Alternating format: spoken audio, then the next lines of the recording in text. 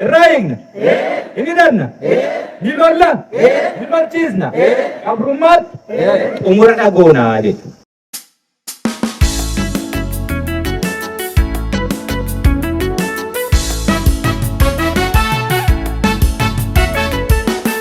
Yaadata seenaa yoomuu sin daagannu kayyoo ati kuufte galfaata keenyaannu yaaboo keerraan daabnu turree keerra riirraa biyyoo biyya baakoo lafee keen ijaarraa biyyoo biyya baakoo lafee keen ijaarraa.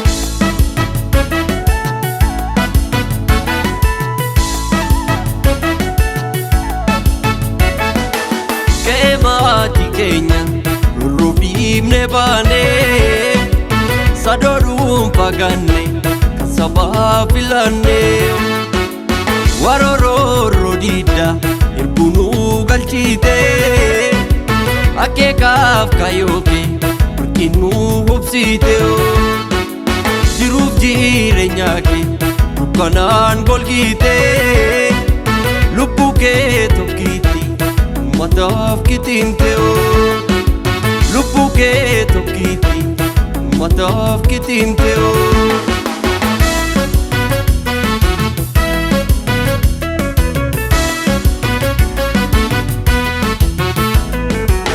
Afuuraa jaalummaa sirraatii baraannee cichoomina qabsoo nageen qofaallee ajjeefamni Oromoo.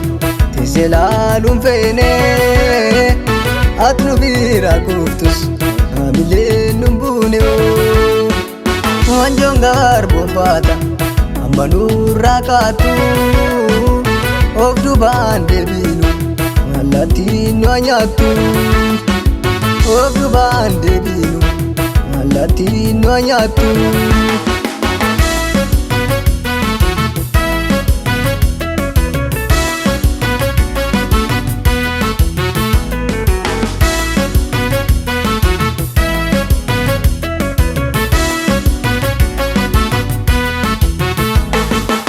Meeqaatu dabaame akka beenaafe dhiigasaas lolaase itti cabeenaafe guboo sirna laagaa lamuu hin wari'u lafeen gootaa caabe qoree nutti haa taa'u lafeen gootaa caabe qoree nutti haa taa'u.